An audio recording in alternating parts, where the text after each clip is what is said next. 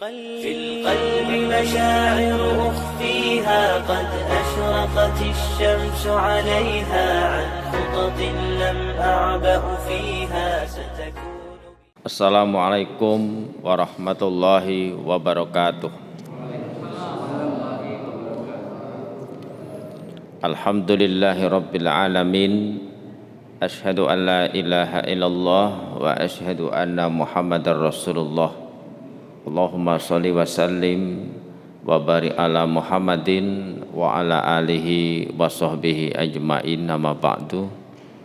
Rabbi shrah li sadri wa yassir li amri wahlul 'uqdatam min lisani yafqahu qawli. Yang saya hormati para tokoh agama, tokoh masyarakat di lingkungan masjid kita, wabil khusus Bapak Imam dan guru-guru TPQ yang hadir, dan juga hadirin hadirat jamaah subuh yang dimuliakan Allah Subhanahu wa taala. Marilah yang pertama kita panjatkan syukur kehadirat Allah atas segala nikmatnya, sehingga alhamdulillah pagi hari ini kita bisa subuh berjamaah di masjid kita dan dilanjutkan dengan thalabul ilmi. Dan alhamdulillah ini sudah memasuki puasa yang ke-12 ya. Kalau nggak salah hitung 12 ya Pak ya. Semoga kita diberikan kekuatan, kesehatan sehingga bisa sampai selesai menyelesaikan puasa Ramadan tahun ini. Sholawat dan salam selalu kita ucapkan di setiap saat teruntuk junjungan kita Nabi besar Muhammad sallallahu alaihi wasallam. Allahumma sholli ala Muhammad wa ala ali Muhammad. Pada subuh kali ini ya, sebelum saya lanjutkan, saya akan sampaikan beberapa pantun untuk kita. Boleh enggak Pak, Bu? Boleh. Namanya pantun kan kita biar santai-santai gitu pengajian kita ya. Balik kampung jumpa Pak Datuk, balik ke kota jumpa saudara. Bapak Ibu yang pagi ini sedang ngantuk, saya doakan semoga kelak masuk surga. Amin. Wah enggak enak Bu, pengajian ke masjid ngantuk, tidur bersandar, didoakan masuk surga. Apa enggak? Itu mengantuk di sorong bantal kan? Nah. Apalagi yang tidak ngantuk, surganya lebih tinggi lagi gitu. Itu surga yang minimal lah kira-kira. Surga minimal lah, minimal tuh minimal di teras jadilah, kena hujan sedikit, panas sedikit jadilah kan gitu. Nah, kalau yang tidak ngantuk serius, apalagi ketawanya kenceng, mungkin di dalam di VVIP gitu ya. Satu lagi pantun untuk kita ya. Sabtu sore pergi ke Kundur, balik ke Padam akad pagi. Daripada pagi-pagi kita tidur, lebih baik mari kita mengaji. Wah, iya kan? Allahu Akbar. Ini nggak ngantuk lagi nih. Luar biasa, saya aja kaget, apalagi yang ngantuk kayak apa itu. Ini memang sengaja saya gugah dulu biar nggak ngantuk gitu lah ya. Bapak Ibu sekalian, ya subuh kali ini saya ingin mengajak Bapak Ibu sekalian untuk sama-samalah mengaji ya, mengaji terkait dengan materi tentang kita sama-sama untuk bersabar. Bersabar ya. Untuk latihan sabar.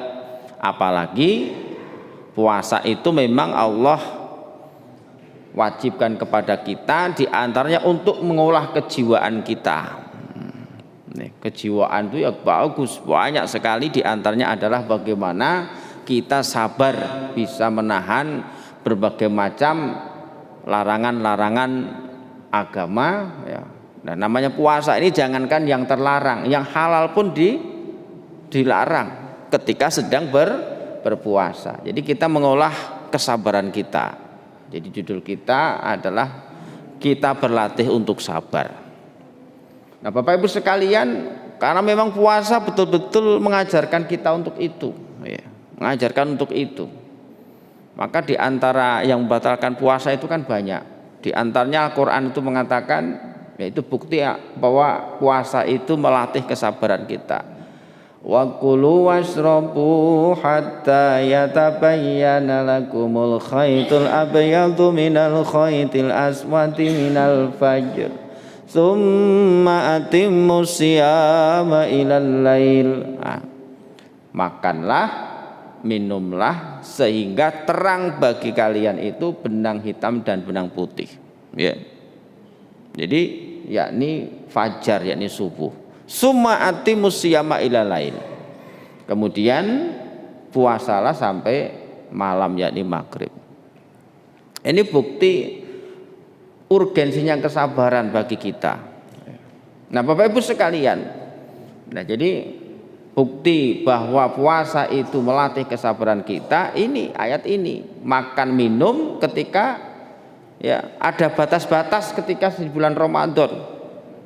Ya, ini subuh sebagai batasan kita untuk menahan lapar dan dahaga. Maka di antara yang membatalkan puasa itu adalah makan minum dengan sengaja. Kalau kira-kira makan minumnya lupa, batal enggak Pak Bu? Batal tidak kalau lupa? Tidak. Cuman umumnya yang namanya lupa itu biasanya sih hari pertama. Yang tidak biasa puasa itu hari pertama. Nah, ini sudah hari ke-12 masih ada yang lupa. Nah, kira-kira masuk akal enggak lupanya itu? Satu lagi yang namanya kalau lupa itu biasanya lazimnya baru seteguk ya. Baru makan satu sendok itu sudah teringat ya. Gigit roti itu baru satu gigitan sudah ingat ini. Ini umumnya lupa. Begitu juga minum seteguk air itu kalau orang puasa kalaupun dia lupa itu sudah teringat ya. Nah, ini makan sampai nambah es cola, es degan, habis pura-pura astagfirullahaladzim. Nah, kira-kira ini lupa atau lupa? Nah, jadi artinya urgensi puasa untuk melatih kesabaran kita. Kesabaran loh. Jadi Bapak Ibu saya muliakan, memang puasa Allah wajibkan kepada kita untuk melatih kesabaran kita dalam berbagai aspek. Nah, kemudian kalau boleh saya urai ya, bahwa dalam konteks kesabaran ini Islam mengajarkan sabar itu dalam berbagai persoalan. Ya, sabar itu ya, jadi endingnya setelah kita Allah wajibkan berpuasa itu diantaranya adalah melatih kesabaran kita ya. Maka kita pada taraf berikutnya harus mengerti sabar itu dalam hal apa saja ya. Dalam hal apa saja. Yang pertama ya, bahwa sabar itu ya, sabar itu bukan hanya ketika kita sedang susah, ketika sedang tidak punya duit saja. Ya, kadang-kadang orang salah kaprah. Puasa sabar itu seolah-olah hanya ketika dalam keadaan sedih. Ketika dalam keadaan senang tidak butuhkan yang namanya kesabaran. Nah, yang pertama, sabar itu adalah ketika menghadapi cobaan hidup. Cobaan hidup. Wala nabluwannakum bisyai'im minal khawfi wal ju'i wa naqsim minal amwali wal anfusi was samarat wa basyiris sabirin. Sebelum saya lanjut, suara saya merdu enggak Pak? Dengan Pak Imam tadi merdu mana itu? Saya ini kan gini-gini kan mantan juara umum MTQ juga gitu. Tapi tingkat RT Bu. Jadi tingkat RT, tapi jangan kejar RT mana, pusing saya nanti. Karena nggak ada MTQ, tingkat RT nggak ada. Jadi sungguh akan kami timpakan kepada kalian. Wala nabluwannakum bisyai'in minal khauf. Apa itu? Perasaan takut. Minal khaufi wal ju'. Apa ju'? Kelaparan. Ya. Minal khaufi wal ju'i wa naqsim minal amwal, kekurangan harta, wal anfus, jiwa, ya, jiwa, wasamaros, bahkan kekurangan yang namanya buah-buahan. Wabasyiris sobirin, berikan kabar gembira kepada orang-orang yang bersabar. Jadi dalam menghadapi hidup itu banyak persoalan, Bu, ya, banyak persoalan yang kita hadapi dalam kehidupan kita. Jadi dalam hal ini kehidupan kita sebagai bermasyarakat dan bernegara banyak ujian, ya, banyak ujian. Tabung gas langka 1 hari dah, jadi persoalan, ya. Nah kemudian dalam kehidupan rumah tangga banyak ujian dan cobaan itu, Bu, banyak ujian dan cobaan. Hidup bermasyarakat dalam satu komplek banyak cobaan dan ujian. Betul enggak, Bu? Banyak. Maka Al-Quran menegaskan bahwa kita hidup akan diuji oleh Allah dalam berbagai aspek kehidupan yang dicontohkan tadi, ya. Kelaparan, kekurangan harta, kekurangan jiwa, buah-buahan, dan juga yang lain-lain. Tentunya ini sebagai contoh sampel saja. Maka dalam menghadapi berbagai macam persoalan kehidupan itu, ya sesuai dengan apa yang kita jalani, di mana kita diletakkan oleh Allah, di mana kita mendapatkan jabatan, dimanapun kita mendapatkan amanah, itu ada yang namanya cobaan. Sesuai dengan konteks yang kita hadapi. Dalam rumah tangga begitu juga, dalam rumah tangga. Di sekolah ada cobaan, di jalan ada cobaan, dan di berbagai aspek kehidupan di situ adalah yang namanya cobaan bagi kita. Maka ketika kita menghadapi cobaan itu, maka di sini ada dalam akhir ayat ini wabasyiris sobirin, berikan kabar gembira kepada orang-orang yang bersabar.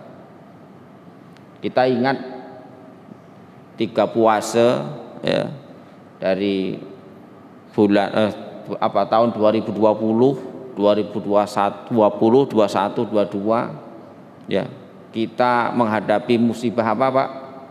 COVID-19. Ya cobaannya memang agak aneh dia. Dilarang berkumpul, dilarang ngopi, repot. Dilarang ngopi. Kita ngopi aja sembunyi-sembunyi, kan? Kumpul 2 orang 3 orang sembunyi-sembunyi. Itu kan cobaan hidup. Memang semacam gak kuat kita menghadapi itu. Kapan itu terus berlalu? Itu perkiraan kemarin kan cuma 2 bulan 3 bulan itu kata para ahli. Rupanya sampai hampir 3 tahun, ya, hampir 3 tahun puasa. Apalagi Pak Ustadz ini cobanya banyak, dia nggak bisa ceramah dia. Jadi artinya itulah cobaan hidup, dan semacam kita tidak kuat menghadapi itu, ya. Jatuhnya saling menyalahkan, padahal itu musibah, ya. Sesama ustadz saling serang, wah ini pendukung corona nih, anti corona. Nah, ini kemarin begitu, saya termasuk dituduh pendukung corona. Repot. Saya itu ada satu masjid, jadwal saya di situ. Ditelepon, Pak Ustadz harus datang. Kalau enggak datang kepecat dari ketua PMB katanya. Loh ini kan corona ada edaran begini. Begitulah artinya banyak persoalan. Saling menghadapi cobaan, artinya itu diuji kita, saling menyalahkan di antara kita. Padahal itu ujian dari Allah Subhanahu wa taala, dituntut kesabaran. Ya kesabarannya apa waktu itu? Satu tentunya ya kita ikuti protokol kesehatan dan lain-lain. Itu barangkali sebagai sebuah solusi yang saat itu. Alhamdulillah sekarang tahun ini sudah bebas, nggak ada masker lagi. Tapi begitu-begitu di mobil saya masih ada satu masker, satu box. Jadi artinya apa? Dituntut kesabaran. Nah, siapa orang-orang yang bersabar itu? Dalam ayat berikutnya, alladzina idza asabashum musibah qalu inna lillahi wa inna ilaihi raji'un. Jadi orang-orang yang mereka ketika ditimpa musibah, qalu inna lillahi wa inna ilaihi rajiun. Dikembalikan kepada Allah. Nah, dikembalikan kepada Allah. Maka ada orang meninggal, kembalikan, memang itu milik Allah, akan kembali kepada Allah. Sama dengan wabah, ya, termasuk corona, itu cobaan milik Allah, maka akan kembali kepada Allah. Ulaika alaihim shalawatum mir rabbihim wa rahmah wa ulaika humul muhtadun. Nah, itu. Jadi orang yang bersabar, yakni orang-orang yang membalikan kepada Allah Subhanahu wa taala, dan ketika sudah dikembalikan kepada Allah Subhanahu wa taala, maka insya Allah mereka mendapatkan shalawatum min rabbihim wa rahmah. Jadi kemuliaan dari Allah Subhanahu wa taala, wa ulaika humul muhtadun, dan merekalah orang-orang yang mendapatkan petunjuk. Jadi sabar yang pertama adalah sabar ketika menghadapi cobaan hidup kita. Sedang diuji, pendapatannya standar-standar, pendapatannya pas-pasan, alhamdulillah. Pas-pasan itu maksudnya Bu, beli motor pas, beli mobil pas. Setuju nggak kira-kira? Beli rumah pas, nah, beli kulkas pas, beli baju lebaran pas. Udah beli baju lebaran belum Bu? Beli belum? Oh, belum. Ini Nago Yahli sudah ramai ini. Kemarin hari apa itu udah ramai. Jadi udah pokoknya pas-pasan semua lah. Nah, pas-pasan semua. Jadi itulah sabaran yang pertama. Yang berikutnya sabar ketika menghadapi hawa nafsu. Ah, ini. Menghadapi hawa nafsu. Keinginan hawa nafsu. Ini saya kutip dari di sabar, berbagai macam kesabaran ini, ya, sabar as-sabru fil Quran, ya, dan juga yang ditulis oleh Profesor Yusuf Qardawi dan dinukil oleh Profesor Yunal Ilyas. Jadi sabar berikutnya ada sabar ketika menahan hawa nafsu. Wah, ini sabar pertama, sabar menghadapi cobaan kehidupan. Yang kedua, sabar ketika menghadapi hawa nafsu. Hawa nafsu ini Bapak Ibu sekalian dah kita mafhum, makanya puasa, saya ulang lagi, puasa ini diantaranya adalah menahan nafsu. Menahan nafsu. Orang yang biasanya halal di ketika puasa tidak boleh dilakukan, makan minum dengan sengaja, bahkan di antaranya lagi adalah berhubungan suami istri di siang hari. Ini ada satu kasus, ya Bapak Ibu sekalian, ketika sedang berpuasa di bulan Ramadan. Ini ada kasus saat itu zaman Rasulullah Shallallahu Alaihi Wasallam. Ada sahabat yang datang kepada Rasul, ya Rasul, ini bahasa kita, saya sedang berpuasa Ramadan. Nah, di siang hari ini saya berhubungan dengan istri saya. Apa kira-kira yang harus aku lakukan? Nah, ini jadi memang ini sudah melanggar aturan dalam berpuasa dia. Sudah betul-betul ini dilarang oleh agama, dilarang Islam ketika berpuasa tidak boleh berhubungan suami istri, dia nekat. Dan ini sengaja. Ya namanya lupa, nggak mungkin bisa kompak ya Pak ya. Nggak mungkin bisa kompak. Apa yang harus aku lakukan? Ini kisah-kisah masa lalu lah, zaman Nabi Muhammad SAW. Kamu merdekakan budak. Wah, yang pertama. Ini kalau di siang hari di bulan Ramadan dia melakukan hubungan suami istri, maka dia melanggar aturan, ya, karena dia sedang berpuasa. Melanggar aturan, maka hukumannya, kafaratnya yang pertama adalah merdekakan budak. Nah, karena berat, itulah hebatnya Islam Pak Bu. Hebatnya Islam itu sudah anti perbudakan, sudah 1500 tahun yang lalu. Kalau Barat anti perbudakan tahun berapa? 1800-an. Islam sudah 1500 tahun yang lalu. 1500 tahun yang lalu, ya dengan cara-cara seperti ini. Kalau ada orang berpuasa di bulan Ramadan siang hari berhubungan suami istri, maka kafarotnya merdekakan budak. Baru kemudian dia mengatakan saya tidak mampu ya Rasul, ya, tidak mampu. Maka turun grade berikutnya, puasa 2 bulan berturut-turut syahraini mutatabi'aini. Ya Rasul, nggak sanggup aku, berat puasa 2 bulan itu. Maka turun berikutnya, kamu berikan makan fakir miskin 60 orang. Ya Rasul, saya tak sanggup itu. Begitu banyak 60 orang fakir miskin, dalam bahasa kita begitu, tak sanggup saya. Maka kemudian di rumah Rasulullah itu ada mungkin sembako lah bahasa kita, paket sembako di rumah beliau, dalam bahasa kita sekarang sembako lah. Nah ini ada paket sembako, dalam bahasa kita sekali lagi ya, paket sembako ya. Ini kau bawa pulang ke kampungmu, ke komplek perumahanmu ya. Dan kasihkan kepada orang yang paling miskin di kampungmu. Wahai Rasul, di kampung saya ini yang paling miskin adalah saya. Wah, memang ini ceritanya memang aneh-aneh juga, memang betul terjadi. Ya udah, kata Rasul Shallallahu Alaihi Wasallam sambil giginya sambil tersenyum, ya udah, ini bawa pulang untuk keluargamu. Ya udah, akhirnya ini memang degil juga, dia nggak ada duit, degilnya minta ampun, kan repot ya. Jadi artinya yang saya sampaikan di sini bahwa sabar itu adalah ketika menahan hawa nafsu. Nah, contohnya ini ketika berpuasa dilarang ini itu memang endingnya adalah bagaimana kita bisa melahan hawa nafsu kita. Makanya kalau ibu bapak sekalian yang saya muliakan jamaah subuh rahimakumullah, hawa nafsu memang itu musuh yang sangat luar biasa bagi kita. Ini sudah sama-sama mafhum sebenarnya, cuman ini sekedar saling mengingatkan.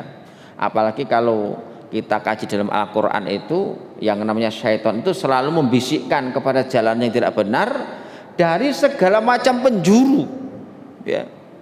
Dari 8 mata arah angin ya. Kalau dalam bahasa Al-Qur'annya itu setan mengganggu kita itu min baini aitihim wa min khalfihim wa an aimanihim wa an syama'ilihim, dari depan, dari belakang, dari kanan, dari kiri. Itu setan menggoda manusia. Nah ini Bu, maka kita suruh bersabar. Dan Bapak Ibu saya sampaikan, setan itu pinter, licin dia, bagaimana menggelincirkan manusia, dan strateginya sangat jitu dia. Strateginya sangat jitu. Tadi mimbaini aidihim wa min khalfihim wa an aimanihim wa an syama'ilihim, dari depan, belakang, kanan, kiri.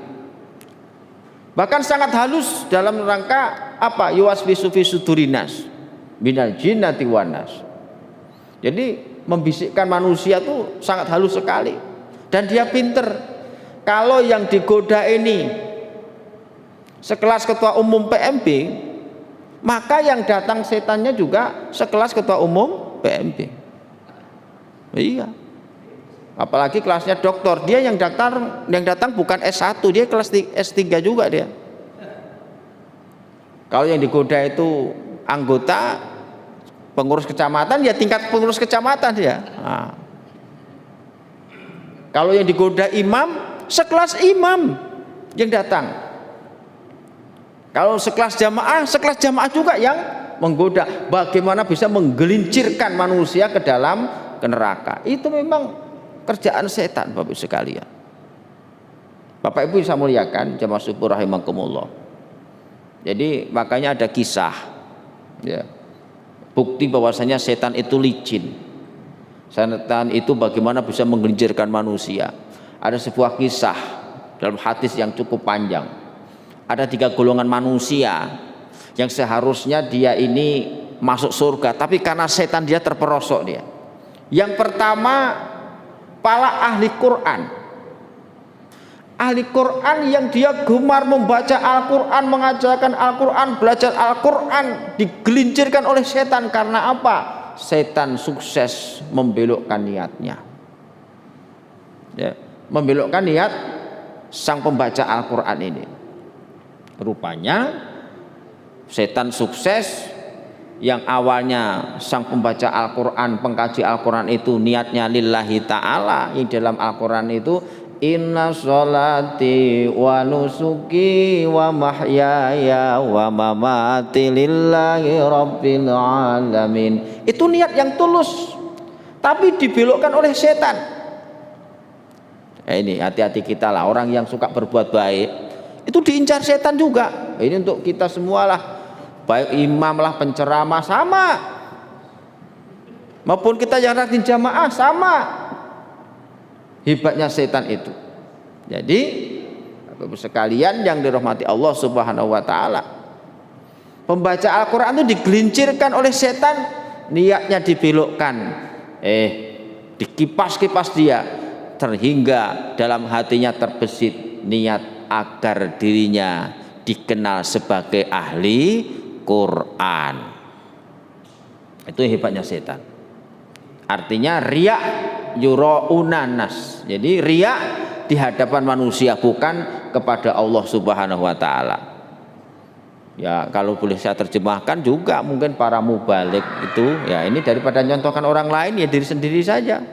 Para mubalik yang seharusnya niatnya lillahi ta'ala untuk menyampaikan pesan-pesan dakwah, tapi terbesit hatinya dibelokkan oleh setan agar menjadi populer, agar begini-begini, itu dibelokkan oleh Allah Subhanahu wa taala melalui setan tadi. Jadi Allah memberikan jalan yang benar. Allah memberikan jalan yang benar lillahi ta'ala, tapi setan membelokkan. Golongan yang kedua, golongan para dermawan. Nah ini pentingnya menahan hawa nafsu, sabar hawa nafsu.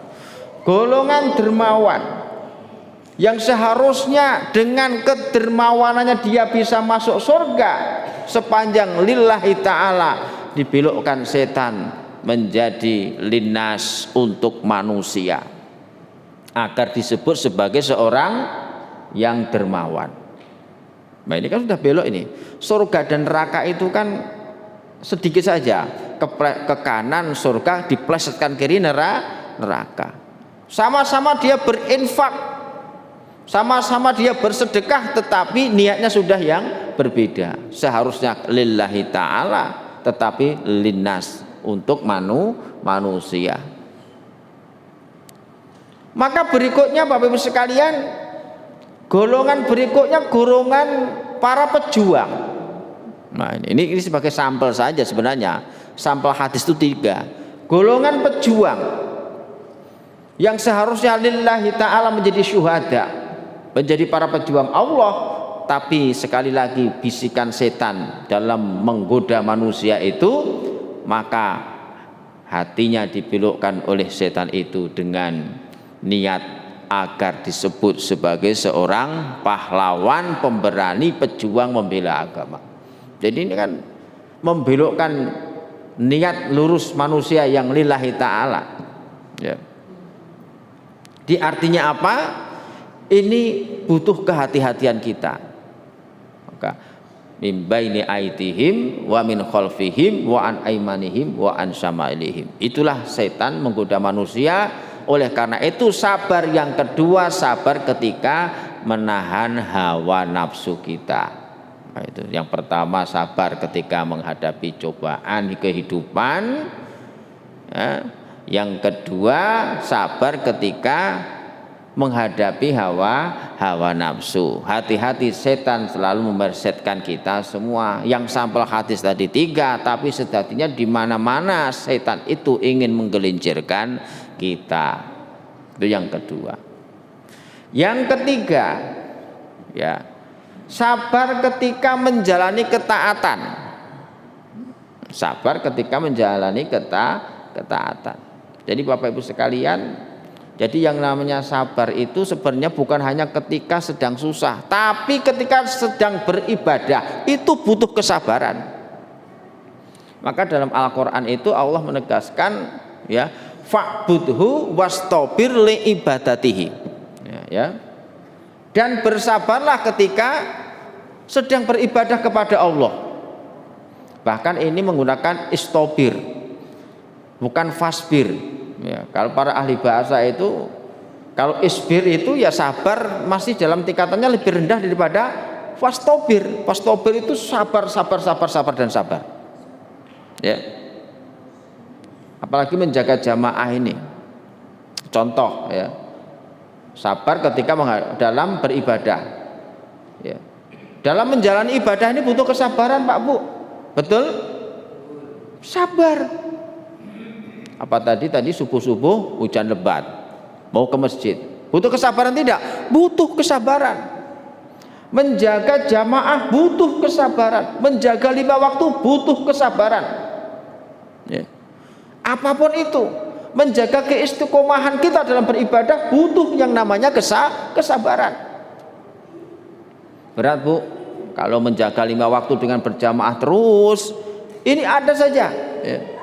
Menjaga 5 waktu butuh kesabaran, menjaga puasa butuh kesabaran. Ya. Untuk istiqomah sholat duha butuh kesabaran. Mau tadarus Al-Qur'an butuh kesabaran, semuanya butuh kesabaran. Maka di dalam Quran surah Al-Asr itu kan ya dikatakan bahwasanya illalladzina amanu wa amilu sholihat wa tawassaw bil haq wa tawassaw bis sabr.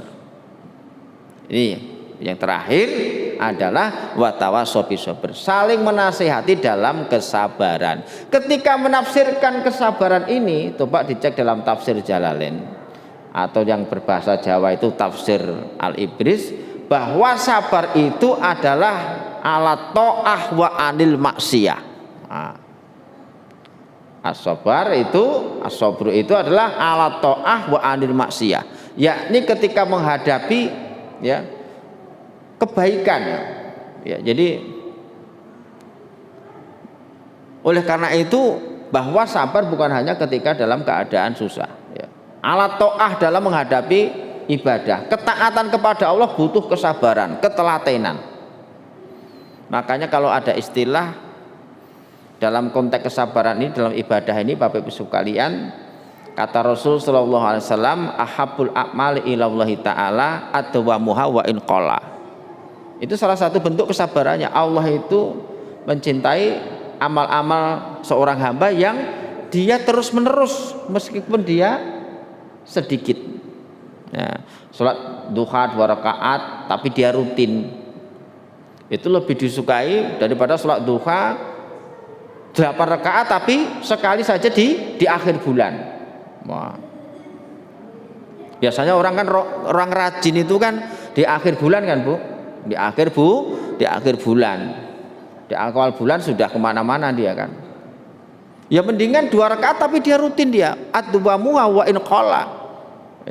Itu bentuk alat ta'ah. Ilal ladzina amanu wa amilus sholihat wa tawassaw bil haq wa tawassaw bis sabr, yakni alat ta'ah wa anil maksiyah, sabar dalam menjati ketaatan. Kajian subuh ini juga butuh kesabaran. Ya, membaca Al-Qur'an butuh kesabaran. Kalau tak sabar ya itu tadi tidak kontinu, maka salah satu bentuk ya konkretnya kesabaran dalam beribadah itu, dalam ketaatan itu adalah itu tadi, sedikit tapi kontinu, istiqomah. Ya kadang-kadang kan orang manusia ini kan angin-anginan, ya anginan. Kalau lagi mau dia semua dikerjakan. Tapi kalau sedang anginnya tuh angin duduk dia, ya. Kalau anginnya angin sopai-sopai dia semangat, anginnya angin duduk dia, udah semuanya ditinggalkan gitu. Ya jadi yang disenangi oleh Allah itu sedikit tapi dia kontinu dia.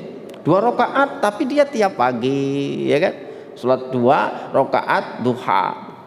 Baca Al-Quran mungkin 1 lembar, tapi dia terus dia. Ya. Walaupun di bulan Ramadan digenjot, itu soal lain yang berbeda. Pasca Ramadan juga harus baca Al-Quran. Apalagi sekarang dengan ini gampang kita dimanapun kita bisa baca Al-Quran, tak perlu lagi bawa mushaf, lebih fleksibel. Mungkin lagi naik kendaraan umum lagi bonceng orang, bisa baca Al-Quran, bisa berzikir kepada Allah Subhanahu wa Ta'ala. Continue, ya, sedikit tapi continue, itu yang disukai oleh Allah. Sabar ala ta'ah.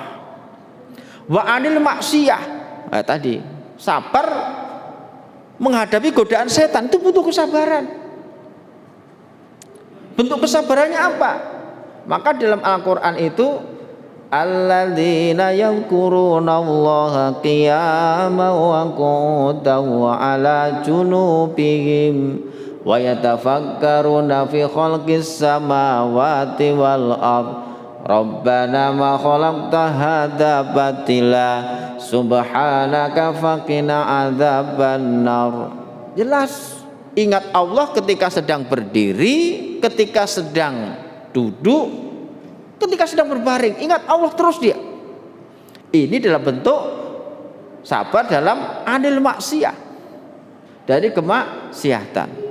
Ini sabar yang ketiga, sabar ketika dalam beribadah, menjaga 5 waktu butuh kesabaran, apapun butuh kesabaran. Itu bunyi apa tadi? Suruk ya? Belum kan? Nah, berikutnya Bapak sekalian, sabar di dalam kesulitan, sabar di dalam peperangan. Ini sabar dalam kesulitan, ya, sabar di dalam penderitaan, dan sabar dalam peperangan. Wasabirina fil ba'sa'i wadh-dharra'i wa hinal ba's ulaika alladzina shadaqu wa ulaika humul muttaqun.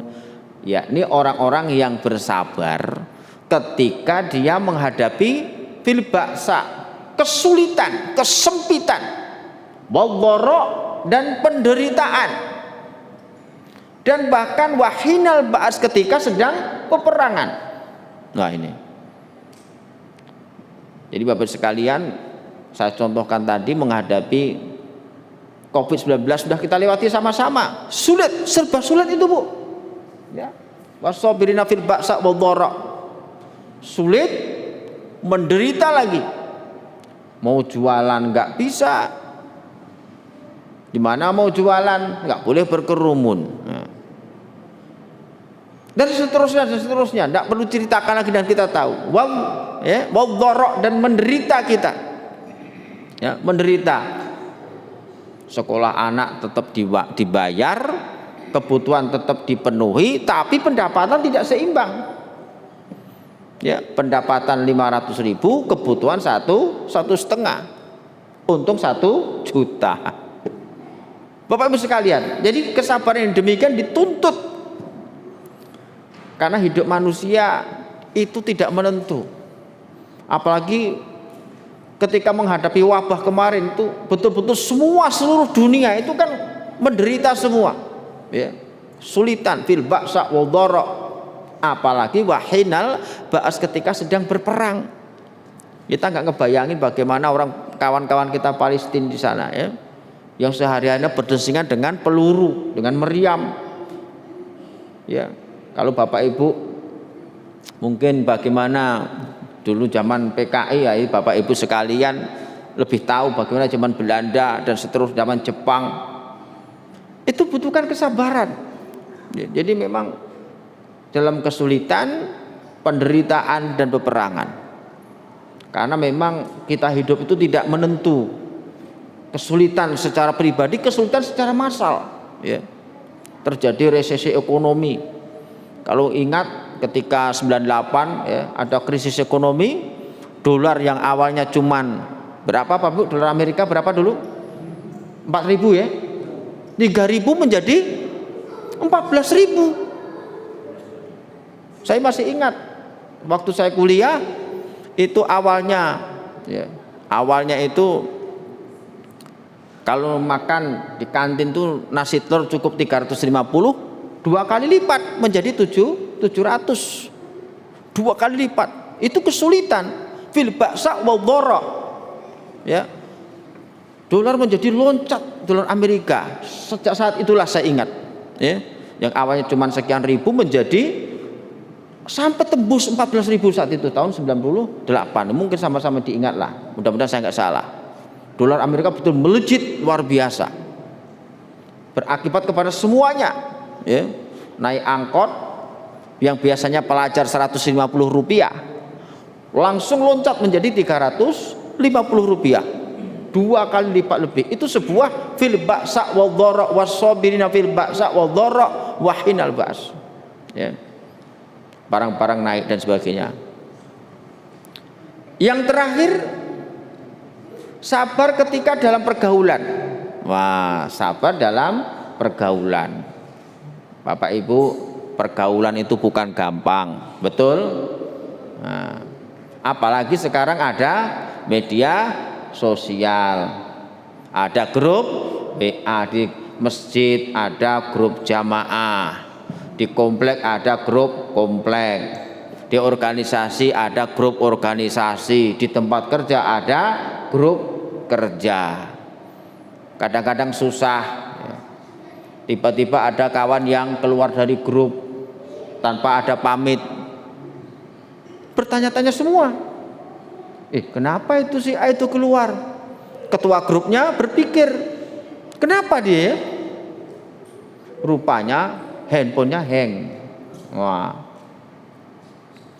Bapak Ibu sekalian, jadi pergaulan itu butuh kesabaran, butuh kesabaran. Dimanapun kita bergaul, nggak usahlah di luar, nggak usah di pasar, nggak usah di mall, di masjid pun butuh kesabaran dalam bergaul di lingkungan masjid kita.